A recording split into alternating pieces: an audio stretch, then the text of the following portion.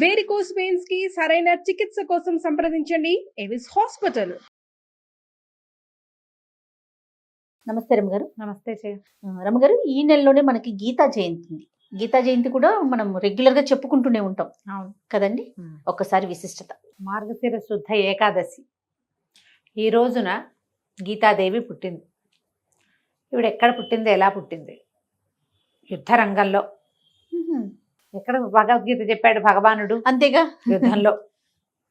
యుద్ధంలోనే ఇరుపక్షాలు చెరుపక్కన మోహరించి ఉండగా యుద్ధానికి సన్నద్ధమైన వాడైనప్పటికీ అర్జునుడు కింకర్తవ్యత విమూఢుడై ఏం చెయ్యాలో తెలియక వీళ్ళందరినీ, అందరూ తాతలు, నాన్నలు, బావలు, తమ్ముళ్ళు, అన్నయ్యలు, బంధువులు, హితైషులు, గురువులు, ఉపాధ్యాయులు, గురుపుత్రులు, ఇంతమంది సమూహాన్ని నేను చంపలేను, వీళ్ళని చంపకూడదు, సొంత వాళ్ళందరినీ చంపుకుని నేను ఏం సాధిస్తాను, వీళ్ళందరినీ చంపేశాక ఇంకెవరుంటాం అని ఇలా దుఃఖంలో మునిగి నేను యుద్ధం చేయలేను అని అస్త్ర సన్యాసనం చేయటానికి సిద్ధపడినప్పుడు భగవంతుడు అతనికి బోధించాడు.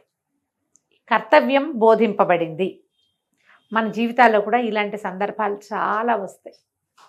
చేయొచ్చా, చేయకూడదా, చేయకూడదేమో, నా వల్ల కాదేమో, నేను చేయలేనేమో, ఇది చేస్తే ఏమవుతుందో, ఇలాంటి భావజాలాలకి సాధారణంగా మానవులందరూ లోనవుతూనే ఉంటారు.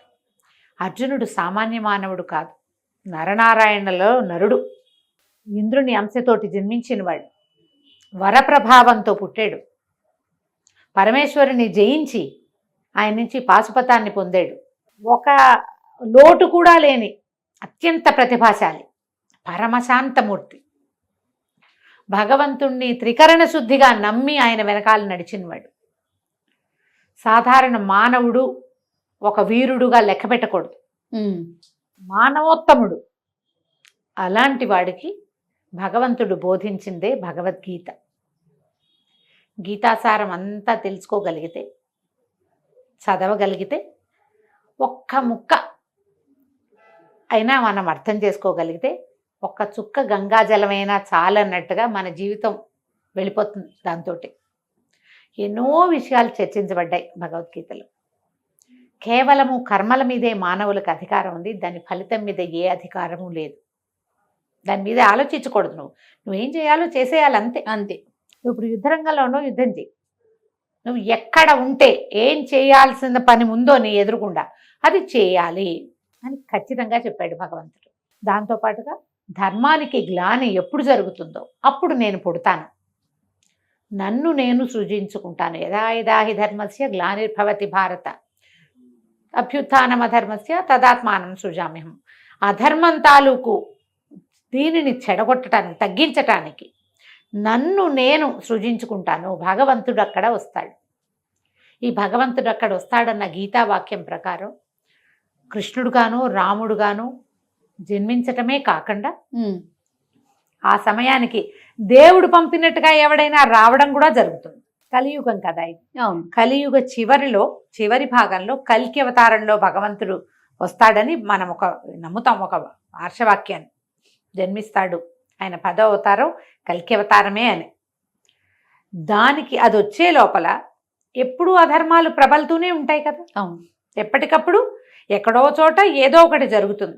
భగవంతుడు చేయవలసిన క్రియలు మానవులే చేస్తుండటాన్ని మనమే మన నిత్య జీవితంలో చూస్తాం. ఎవడో మనలాంటి వాడే పడిపోయిన వాడిని తీసుకెళ్లి హాస్పిటల్లో చేర్పిస్తాడు. వాడు బతికేందుకు సాధనం అవుతాడు. భగవంతుడు ఆ రూపంలో వచ్చాడని నమ్మాలి మనం. అత్యంత ప్రమాదంలో ఉన్నటువంటి ఓ కంపెనీని ఓ నలుగురు కలిసి ఆలోచించుకుని ఒకడు కలిసి ముందుకు తీసుకెళ్లి 100,000 మంది భోజన సౌకర్యాన్ని చెడగొట్టకుండా, వాళ్ళ ఆహారాన్ని పాడు చేయకుండా, వాళ్ళు బతకడానికో తినడానికో అవకాశం కల్పిస్తాడు ఒకే ఒక్కడు. భగవదంశ అంతే. ఇది వరకటి కాలంలో నా విష్ణు పృథ్వీపతి అని చెప్పేవారు. ప్రతి రాజు భగవదంశే. విష్ణువు యొక్క అంశాస్వరూపం ఉన్నవాడే రాజు అవుతాడని నమ్మేవాడు. కలియుగంలో కూడా ఉన్నారు కదా, మన ముందు కూడా రాజులు ఉన్నారు కదా. విష్ణువంశ ఉన్నవాడే రాజు అవుతాడు. ఇప్పుడు విష్ణువంశ ఉన్నవాడే అధికారి అవుతున్నాడు. వాడు విష్ణువంశతోటి తనని తాను విష్ణువుగా భావించి విష్ణువు చేసినటువంటి క్రియలే చేసిన వాళ్ళు ఉంటారు. అది కలకాలం ప్రజల మనసులో భగవదంశతోటి. ఉమ్. లేదు భగవదంశతోటి ఉండి అందులోకి దానవాంశం చేర్చుకున్నాడు అనుకో, బాగా తినేద్దాం. భూభకాసురులు ఉన్నారు కదా, భూభకాసురులని రాస్తుంటారు పేపర్లలో. అవును. అవతల వాడికి చేయవలసిన సహాయానికి కూడా, సహజంగా తన అధికారంతో చేయవలసిన సహజమైన క్రియకి కూడా వెలకట్టి పుచ్చుకునేవాడు ఉమ్. భగవంతుడి చేతిలో ఎప్పుడో ఒకప్పుడు నలిగిపోతాడు. మనం ఇప్పుడు అధికారులను కూడా ఆ రకంగానే మనం నమ్మేవాళ్ళం ఇది వరకు. ఇప్పుడు ఏమైంది, ఈ అధికారులు కూడా దానవాంశలు చేరినాయి. వీళ్ళందరికీ భగవద్గీత పాఠం చెప్తూ ఉండాలి. భారతదేశంలో అత్యుత్తమ గ్రంథాలలో మొట్టమొదటిది భగవద్గీత. దాని మీద చేయబెట్టే ప్రమాణం చేస్తాం. నీకు నమ్మకం లేని దాని మీద ఎట్లా ప్రమాణం చేస్తావు? చెయ్యం కదా. నమ్మటానికి అదేదో విషయం కాదు, నీ జీవితం. ఉమ్. ఆ జీవితాన్ని గురించి మనం తెలుసుకోవాలి కదా. తప్పకుండా. మన జీవితం ఇప్పుడు మన రకం, మన అమ్మ ఎవరో నాన్న ఎవరో తెలుసు. ఉమ్. పోనీ అమ్మ నాన్న తెలియదు, ఎక్కడో రోడ్డు మీద దొరికాం. వాళ్ళైనా ఒక ప్లేస్లో పెంచుతారుగా, ఎక్కడో చోట పెంచబడతాడు కదా. భారతదేశం ఒక దేశంలో ఉంటావు కదా, అదే మన అమ్మ నాన్న అవుతుందిగా. అమ్మా నాన్నని తెలుసుకున్నంత సహజంగా భగవద్గీతను గురించి తెలుసుకోవాలి. గీతా జయంతి అనగానే ఓ భగవద్గీత పుస్తకం బాల్మర్లోంచి దుమ్ము దులిపి తీసి, కోస పూజ చక్కగా పసుపు రాసి బొట్టు పెట్టి 4 పువ్వులు వేసి పూజ చేసి, దీపారాధన చేసి, అగరత్తులు చూపించి, 2 అరటిపళ్ళు నివేదన చేసి, హారతి తెచ్చి, భగవద్గీత మా ఇంట్లో ఉందండి అంటే కాదు. భగవద్గీత పుస్తకంలో కాదు, మస్తకంలో ఉండాలి. ఏదో ఒక్క శ్లోకమైనా చదువుకోండి. రోజుకొక శ్లోకము, రోజుకొక అధ్యాయము లాంటివి చదివినా కూడా మన జీవితాన్ని మనం క్షుణ్ణంగా తెలుసుకున్నట్టే. జీవిత పాఠాలు కావాలంటే భగవద్గీతలో ఇంచే రావాలి. భగవద్గీత అంతా కూడా అలా సారాంశంగా కనపడదు మనకి. నువ్వేం చేయాలో అది చేయటమే కాకుండా భగవంతుడు తను ఎక్కడెక్కడ ఉంటాడో చెప్పాడు, తను ఎలా యాక్ట్ చేస్తాడో చెప్పాడు, ఏం చెయ్యాలో చెప్పాడు, తను ఎప్పుడు వస్తాడో చెప్పాడు. మరి ఇవన్నీ తెలుసుకోవాలంటే భగవద్గీత చదవాల్సిందే కదా. ఖచ్చితంగా. మన ఇంట్లో అల్మార్లో కనుక భగవద్గీత పుస్తకం ఉంటే ఈ రోజున పూజ చేసుకుని ఈ రోజు నుంచి మొదలు పెట్టండి. శ్లోకము తాత్పర్యము చదువుకుంటే సరిపోతుంది. శ్లోకాలు మనకి ఎక్కవు, మనకి రావు. తెలుగు వస్తుంది కదా, పోనీ తెలుగు కూడా రాదు, ఇంగ్లీష్ వస్తుందిగా, ఇంగ్లీష్లో చేసిన ట్రాన్స్లేషన్ అయినా చదవండి. ఓకే, అదైనా చదువుకోవచ్చు కదా. గీతా ప్రెస్ వాళ్ళ పుస్తకాలు దొరుకుతాయి. ఇంత పాకెట్ భగవద్గీత ఉంది, ఇంత పెద్ద భగవద్గీత ఉంటుంది, బోలెడన్ని ఉన్నాయి. ఏదో ఒక భగవద్గీత ఇప్పటిదాకా మీ ఇంట్లో లేకపోతే కొని తెచ్చి పెట్టుకోండి. రోజు వారిని చదవలేకపోతే వారానికి ఒక రోజు అని నియమం పెట్టుకుని ఆ ఒక్క రోజైనా ఆ పుస్తకం తిరిగేయండి. ర్యాండమ్గా చదువుతాను జయా నేను. పుస్తకం ఓపెన్ చేసి ఏ పేజీ కనపడితే ఆ పేజీ ఆ రోజుకి. పెద్ద పుస్తకం గీతా మకరందం ఉంది నా దగ్గర.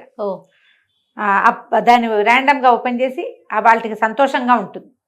నేను ఒక్కొక్కసారి నాకు కావాల్సిన సమాధానం లభించిన రోజులు కూడా ఉన్నాయి. అందరికీ అలాగే లభిస్తుందని నేను ఎంకరేజ్ చేయటం లేదు, కానీ మీకు అనిపిస్తుంది, నాకు అనిపిస్తుంది. ర్యాండమ్గా కూడా చదవచ్చు.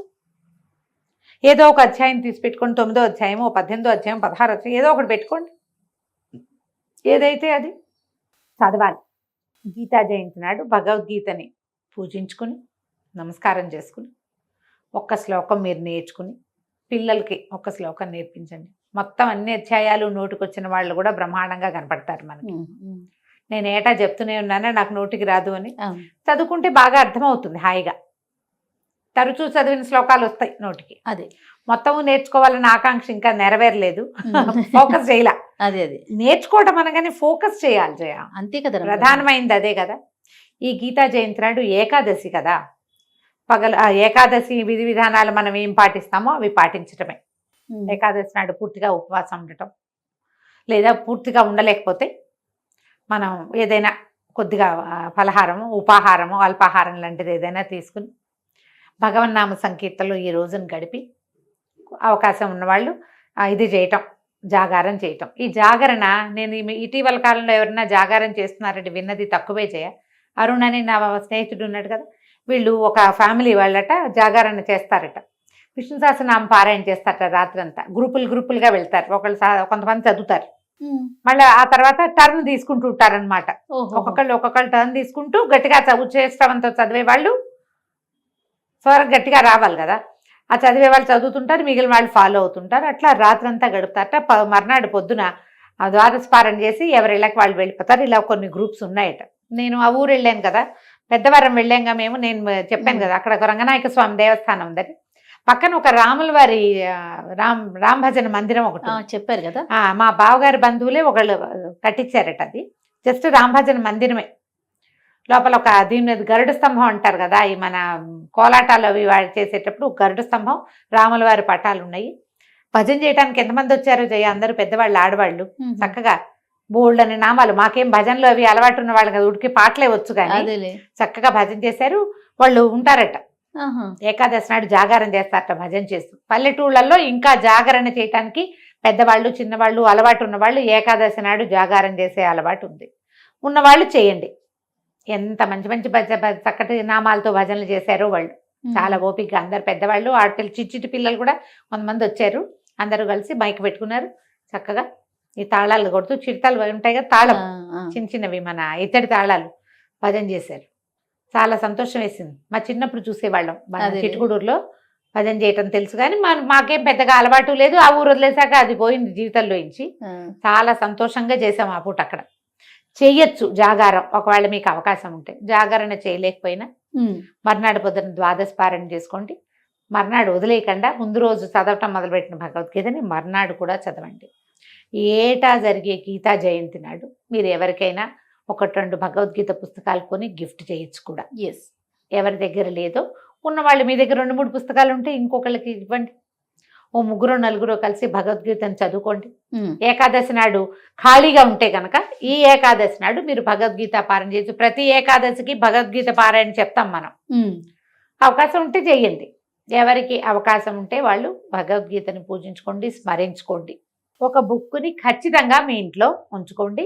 ఒట్టి ఇంట్లో ఉంచుకోకుండా తల్లో కూడా ఉంచుకోవడానికి ప్రయత్నం చేయండి.